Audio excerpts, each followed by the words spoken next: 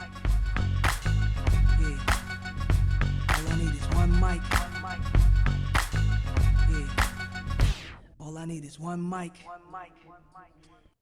Hey everybody, welcome back to a new episode of One Mic where I watch shit so you don't have to.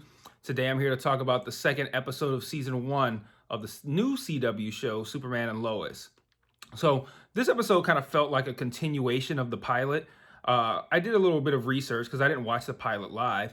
I saw that it was supposed to be a 2-hour premiere. If you look at the the artwork for the thumbnail for this video, there's a little thing at the bottom because it's the poster that the CW put out for it. It says 2-hour premiere.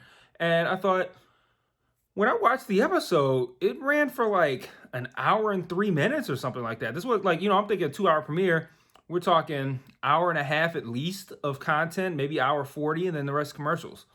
Apparently, we had about an hour of actual runtime and a ton of commercials, and I believe there was some sort of behind-the-scenes special or something like that. So that's probably why this second episode kind of feels like a continuation of the first. It's probably because it was meant to be. I'm not sure why they chose to do this. It's kind of the same thing that I said about WandaVision. Those first couple episodes should have been one episode. And for whatever reason, the CW decided to make this 2 separate episodes when you budgeted a 2-hour premiere. We had about 42 minutes or so for this episode, just over an hour for the pilot. So you got, round up, you got an hour and 45 minutes of actual runtime.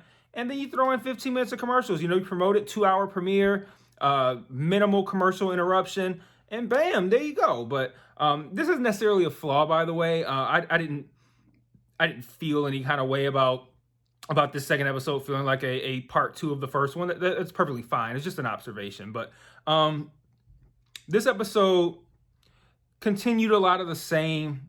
When I say themes, I don't necessarily mean themes in the sense of like family and things like that. Although it did continue a lot of those things, but it continued a lot of the themes as far as like the things that I don't want to say come to expect, because it's just we've only got one episode, but a lot of the things that they established as hallmarks of this show that I would kind of like to see going forward. Like for instance, this show had a very cinematic feel to it. It didn't feel like your standard CW show. It felt like they got some money for this motherfucker. And not to say that the other ones look cheap, but it seemed like they're really putting a lot into this one.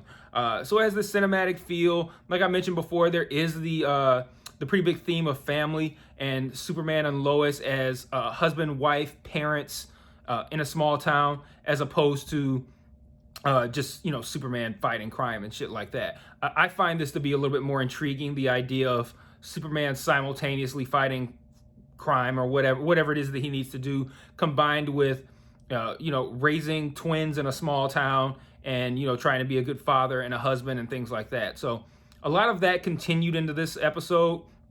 We saw Jonathan have trouble at school because he's being bullied by the other kids on the football team because of Jordan inadvertently, I guess, misreading. I don't know the girl's name that he kissed in the episode, but she's constantly everywhere in every episode. But for kissing her, the football team's been giving Jonathan shit. I don't really like that aspect, and it's not a thing where it's like, oh, bullying and all this kind of stuff. I mean, I don't like bullying. I think it's cowardly behavior, honestly, but I don't like it because it's just so tropey. Like I don't seeing like a lot of the stuff they're doing with the kids as far as like their school and their behavior. It's very generic teen stuff, and it's like I get it. That's how teens are. My son's gonna turn 13 in a couple of weeks. So I'm going to be finding out firsthand what raising a teenager is like, but I used to be one, believe it or not, and I don't know. I get tired of seeing the same shit when you're portraying teenagers on TV. They got bad attitudes.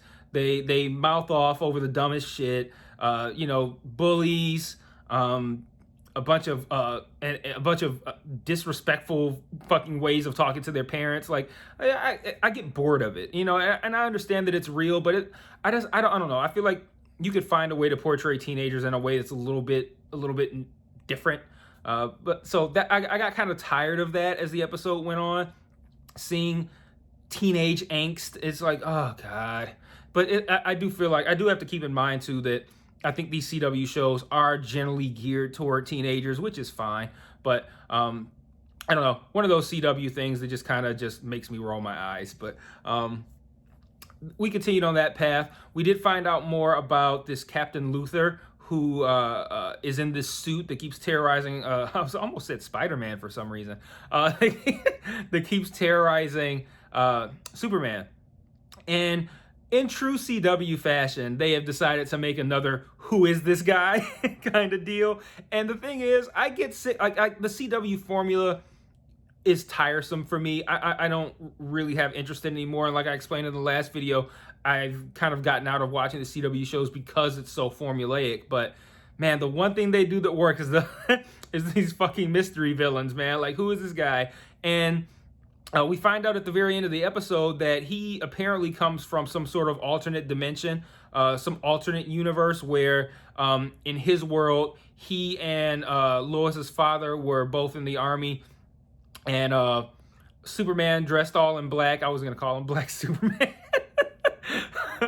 Superman dressed all in black comes and like kills a bunch of these soldiers and shit. So we find out that basically wherever this Captain Luther is from, or they call him the Stranger in the episode, wherever he's from is a place where either Superman was a bad guy or Superman was a good guy who became bad. And they suggest that he's good and became bad because whatever this AI is that he talks to, this Luther, whatever this AI is that he talks to, told him that, you know, they said this planet's Superman or Kal-El, I think, is not the same as yours.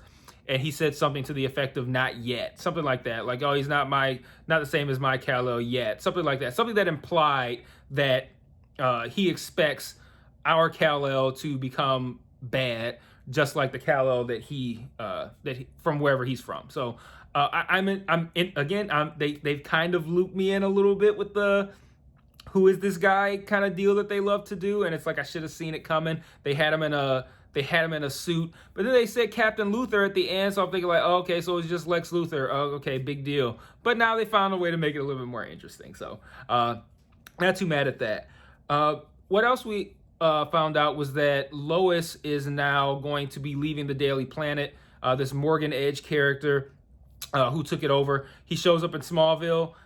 He does his little sale and convincing the town people that what he wants to do for Smallville will benefit them. Lois challenges him on this, writes an article basically like, hey, this guy's ruined other towns with this shit, don't buy into it. And he makes sure that the article does not get published in the way she wrote it, and it comes out as a fluff piece about him. So she quits the Daily Planet and apparently is going to work for the Smallville Gazette.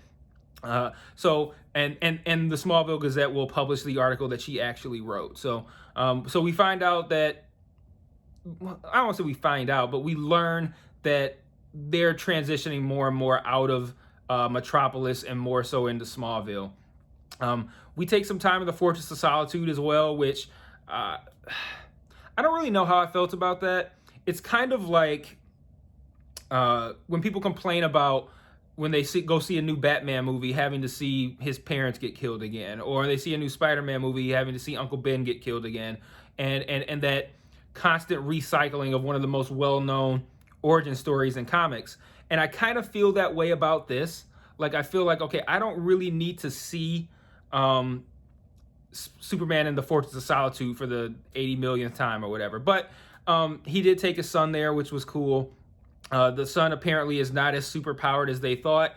I don't know if I buy that. I think he's probably going to manifest more stronger powers, but it could be just one of those things where like, hey, like Jor-El is like, yeah, he's not that big of a deal, and it's kind of almost meant to be used as motivation. So I guess we'll see how that plays out. I'm not particularly interested in that just yet, just because the Jordan character is just so, I don't really know how I feel about him just yet. But I know I said at the beginning of the video last week, or at some point in the video last week covering the pilot, that when I did this video, I would tell you guys whether or not I'm going to stick around for and do episode by episode coverage. I'm going to hold off on that for one more week.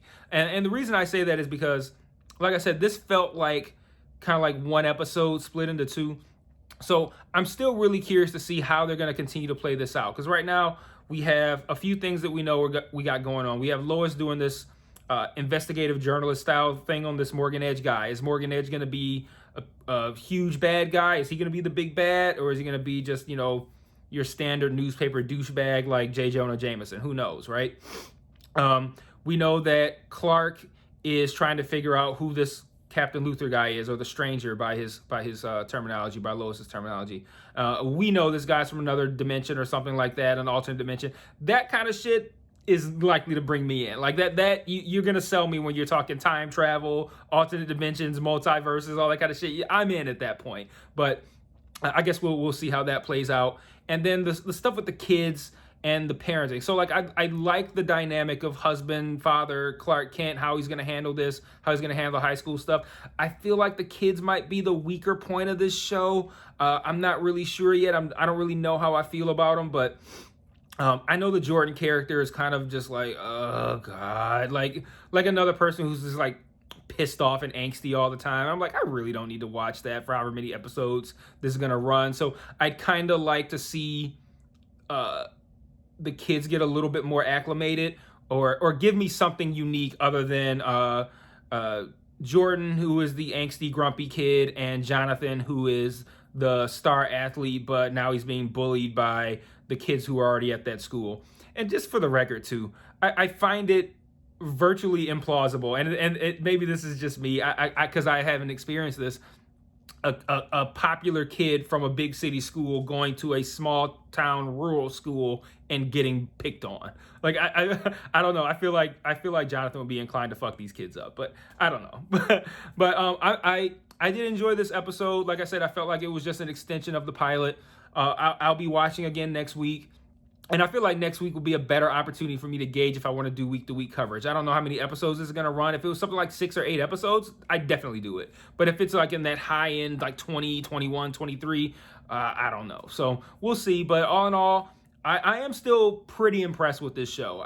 It's not knocking my socks off by any means, not at the moment. But it's shaping up to be essentially the pinnacle of CW shows. And that's, again, that's not saying too much. It's not like Arrow is like the greatest shit ever, The Flash is the greatest shit ever. But those are both strong shows, and Superman and Lois is shaping up to be pretty good and better. Miss me with all the romantic drama, miss me with a lot of the team building kind of shit. Like Superman's only got one team. We're not gonna see it on this show. I don't need him roping in fucking scientists and comic relief and all. Like, spare me. But if we could if it stays doing what it's doing, I'd say that I will more than likely be covering it week to week, but we'll see. So check out Superman and Lois if you're into comic books and Superman and all that good shit. Rate, subscribe, comment, like, all that good stuff that I forget to say sometimes. And I'll see you guys next week. Peace.